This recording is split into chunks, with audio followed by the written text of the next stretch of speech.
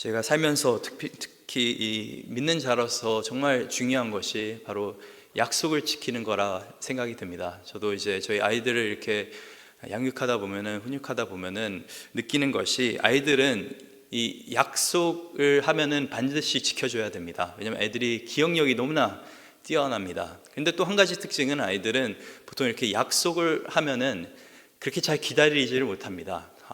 방금 약속을 했는데 1분 있다가 와가지고 언제 그거 해줄 거야, 언제 해줄 거야, 끊임없이 묻는 것이 이제 아이들입니다.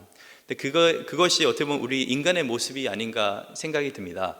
저희가 참 약속을 중요시 여기고 또 약속을 소중히 여기는데도 또 그 약속을 기다리고 그것이 이루어지는 데까지는 인내하는 것이 굉장히 힘들다고 생각이 듭니다.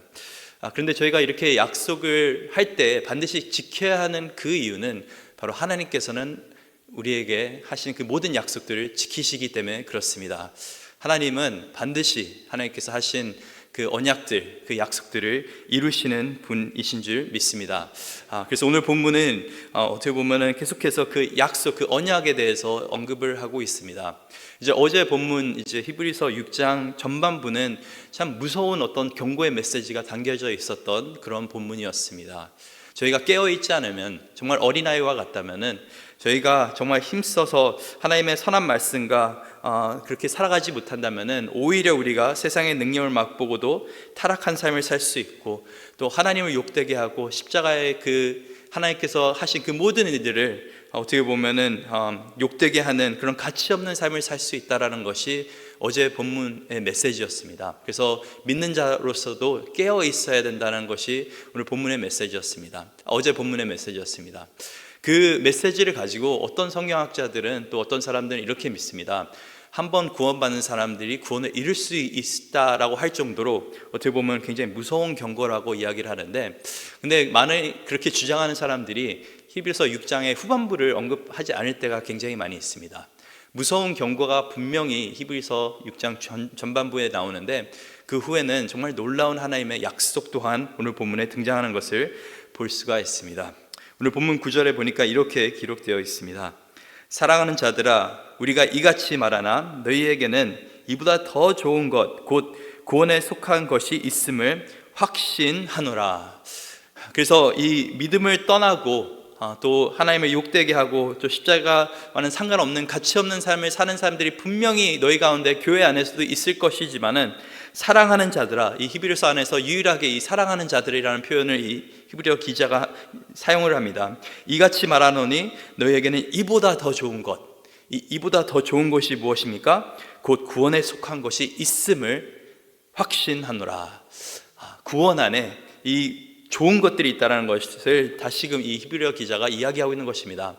많은 사람들이 믿음 가운데서 이렇게 하나님을 떠나려고 하지만은 너희 안에는 이 구원에 속한 이 모든 좋은 것들이 있다라는 그 확신을 갖고 살라고 하는 것입니다. 그 확신을 갖고 사는 그 모습을 보니까, 오늘 본문 10절에 보니까 한 가지 특징이, 이 믿음의 확신이 있는 사람들은, 그 구원의 확신이 있는 사람들은 일단은 섬김의 삶을 사는 것을 볼 수가 있습니다. 오늘 본문 10절입니다.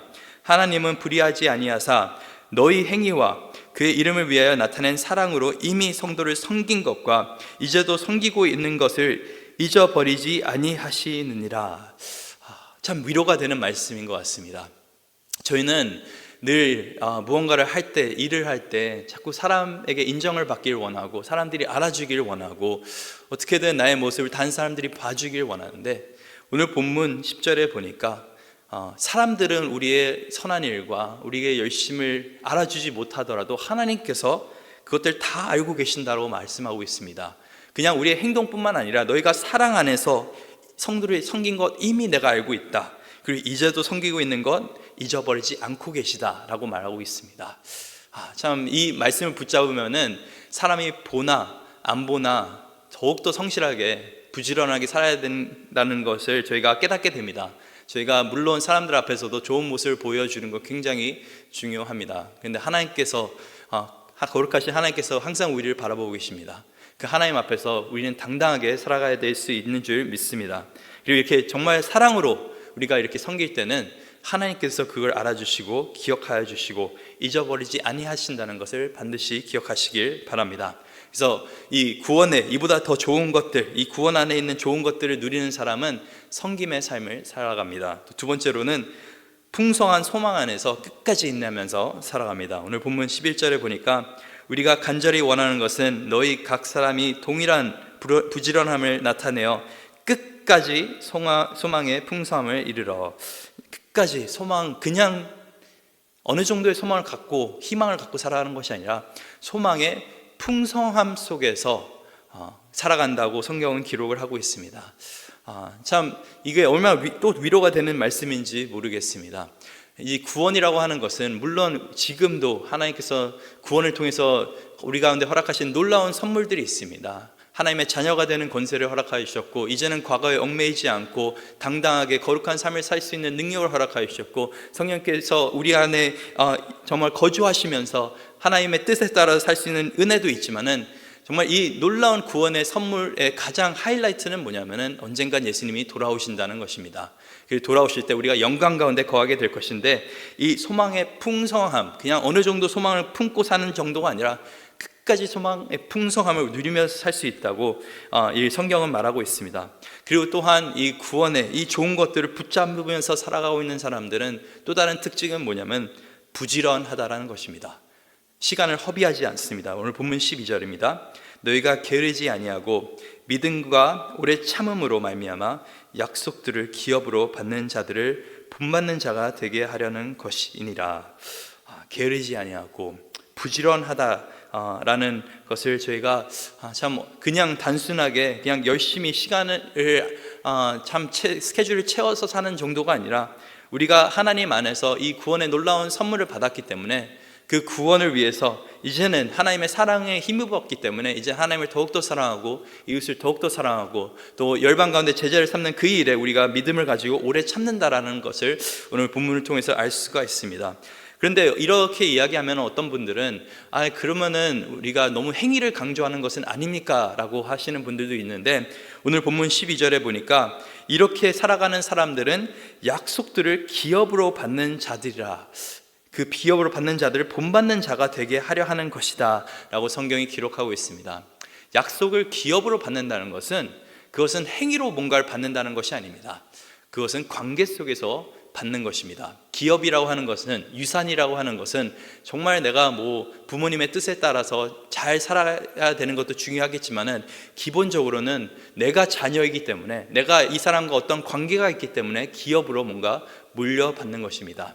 이 구원의 놀라운 은혜도 그렇습니다. 먼저 우리가 이 구원의 은혜를 누리는 것은 우리가 관계 속에서 예수 그리스도 안에서 하나님의 자녀가 되는 권세를, 또 그런 선물을 받았기 때문에 우리가 관계 속에서 누리는 것입니다.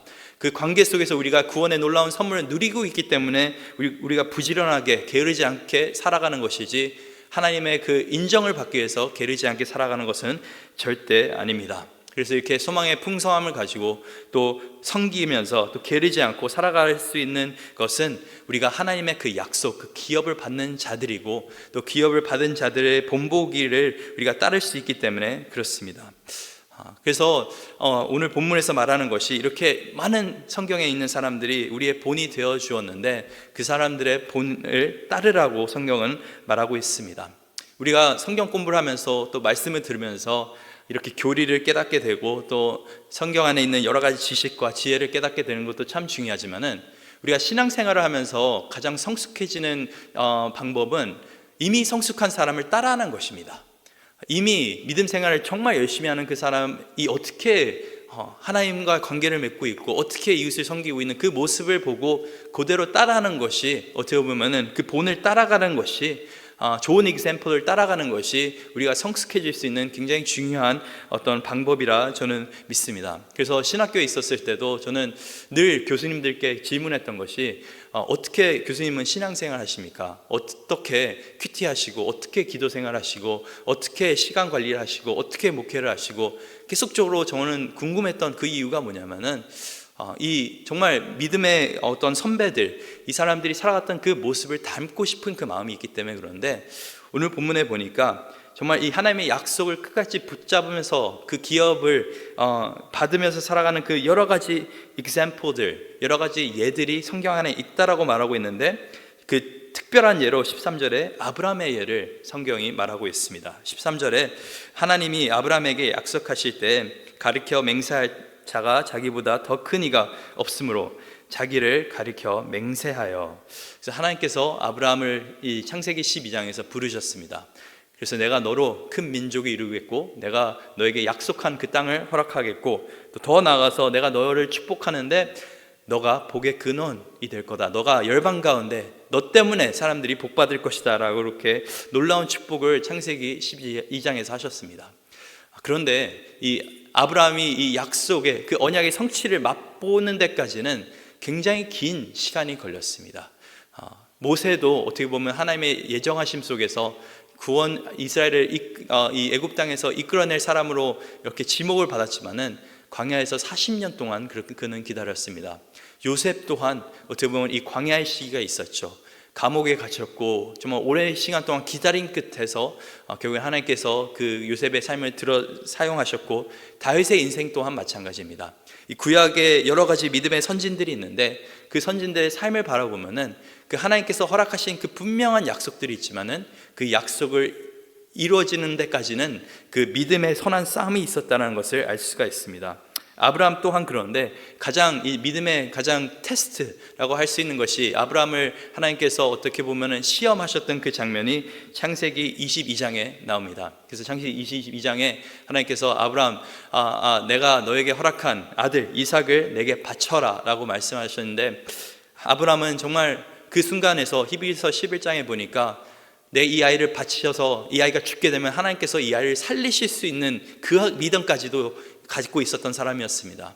그래서 믿음으로 아브라함이 이 이삭을 제단에 바치고 정말 그 이삭을 이제 제물로 바치려 하는 그 순간에 하나님께서 멈추게 하신 다음에 그런 다음에 아브라함에게 은혜를 베푸시는데 창세기 22장 16절과 17절에 이렇게 하나님께서 말씀을 하십니다.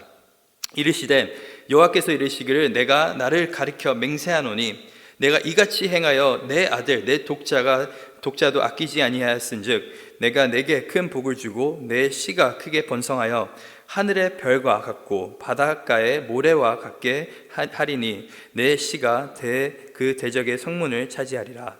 그래서 어떻게 보면은 창세기 12장에서 하신 하나님의 약속이 22장에서 반복이 되는 것처럼 보이는데 한 가지 특징은 하나님께서 이제는 아브라함에게 언약을 그렇게 세우실 때 내가 내 이름으로 맹세한다라고 말씀하셨습니다. 그게 참 희한한 표현인 것 같습니다. 오늘 본문에도 13절에 보니까 하나님이 아브라함에게 약속하실 때 가리켜 맹세할 자가 자기보다 더 큰 이가 없으므로 자기를 가리켜 맹세하여 라고 성경이 기록합니다. 하나님께서는 도대체 왜 자기의 이름을 걸고 자기 자신을 놓고 맹세하셔야 될까요? 우리는 보통 뭔가 계약을 체결할 때 뭐 신용 체크를 하거나 아니면은 그 신용이 그렇게 좋지 않으면은 다른 사람을 보증을 쓰거나 아니면은 여러 가지 뭐 담보를 잡고 그렇게 계약하는 경우가 굉장히 많습니다. 상대방을 믿을 수 없기 때문에 그렇죠. 또 옛날에 같은 경우에는 자기가 더 이 약속을 나는 꼭 지킬 거야라는 그 의미로 내가 신에게 맹세하겠어 아니면 하늘을 두고 맹세하겠어 나보다 더 큰 사람들 더 큰 이름들을 걸고 맹세할 때가 굉장히 많이 있습니다. 근데 하나님은 그보다 더 큰 분이 없습니다.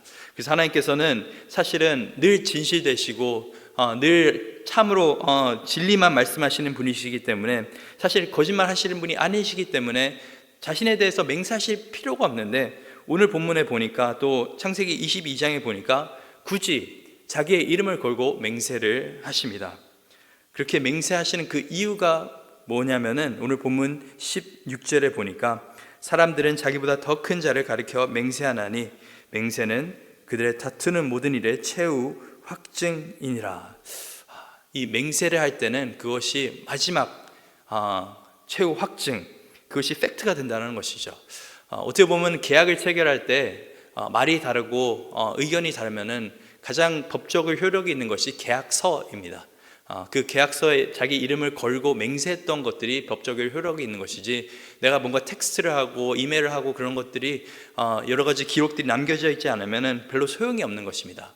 하나님께서는 이렇게 정말 굳이 자기의 이름을 걸고 맹세를 하셨는데 이렇게 하나님께서 하신 그 이유는 뭐냐면은 바로 하나님 자신을 위해서가 아니라 우리의 믿음 때문에 그런 것입니다. 우리의 믿음이 너무나 쉽게 흔들려서, 우리의 소망이 너무나 쉽게 사라져서, 우리가 너무나 하나님의 어떤 분이신지를 참 기억하지 못하고 살기 때문에 하나님께서는 자신의 이름을 걸고 하나님의 약속을 가지고 맹세를 하신 것입니다. 오늘 본문 17절에 보니까 하나님의 약속을 기업으로 받는 자들에게 그 뜻이 변하지 아니함을 충분히 나타내시려고 하나님께서 그 일을 맹세로 보증하셨다라고 성경이 기록합니다. 하나님께서는 참 우리의 믿음의 그 연약함까지 아시고, 너무나 쉽게 흔들리는 것까지 아시고, 계속해서 성경 안에서 또 역사 안에서 또 지금 우리의 삶 속에서도 이 믿음의 선진들을 허락하여 주셔서 계속해서 하나님이 신뢰할 만한 대상이라는 것을 알려주시는 것입니다. 그분의 뜻이 변하지 않는 것과 그 일을 맹세로 보증하셨다는 것을, 그 두 가지를 가지고 이 18절에 보니까 이는 하나님이 거짓말을 할 수 없는 이 두 가지 변하지 않는 이 사실로 말미암아 앞에 있는 소망을 얻으려고 피난처를 찾는 우리에게 큰 안위를 받게 하려 하심이라. 이 두 가지 변하지 않는 그 사실, 하나님은 그 거짓말할 수 없는 그 사실과 또 그 언약은 늘 이루어진다는 그 사실, 그 앞에 소망을 가지고 피난처를 찾고 있는 우리에게 그 안위를 주기 위해서 영어 성경에 보면 이렇게 적혀 있습니다. To greatly encourage, 우리가 위로가 되고 우리 가운데 소망이 생기게 하기 위해서 하나님께서는 이렇게 우리 가운데 참 하나님의 말씀을 통해서 그 약속, 그 언약에 대해서 말씀하고 계십니다. 여러분은 오늘 하루 하나님의 그 약속을 붙잡으면서 살고 계십니까? 그 언약 속에서 희망을 가지고 소망을 가지고 살고 계십니까? 아니면 혹시 지금 점점 오르고 있는 인트레스트 레이트 때문에 걱정하고 계시지 않습니까?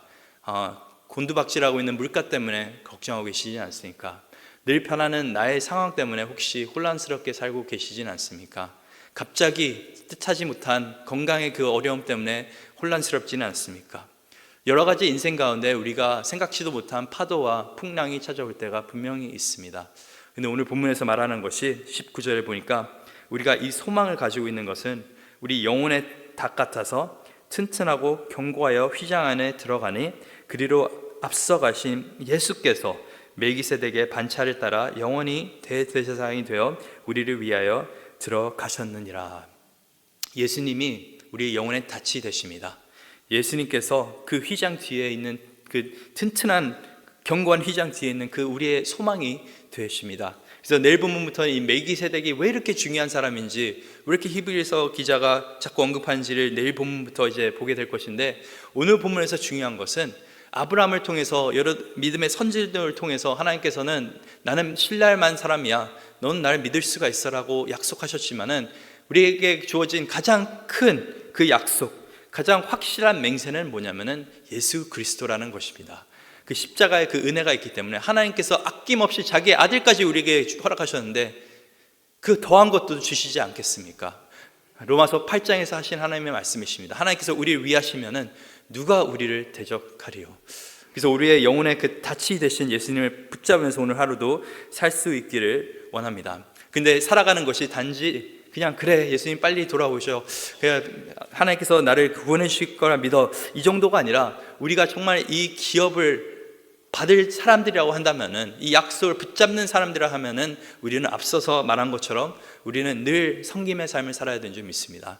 늘 우리는 소망의 그 풍성함 속에서 세상 가운데서 흔들리는 것이 아니라 소망의 풍성함을 가지고 정말 긍정적으로 살아야 되는 줄 믿습니다. 그리고 마지막으로 우리는 늘 변하지 않는 하나의 그 약속을 붙잡으면서 끝까지 부지런하게 신실하게 하나님께서 맡겨주신 그 사명들을 잘 감당해야 되는 줄 믿습니다. 하나님께서는 이미 우리 말씀을 통해서 너무나 많은 약속들을 허락하셨습니다. 오늘 하루도 이 약속들을 붙잡으면서 또 예수를 바라보면서 살아갈 수 있는 저 여러분 될 수 있기를 간절히 소망합니다.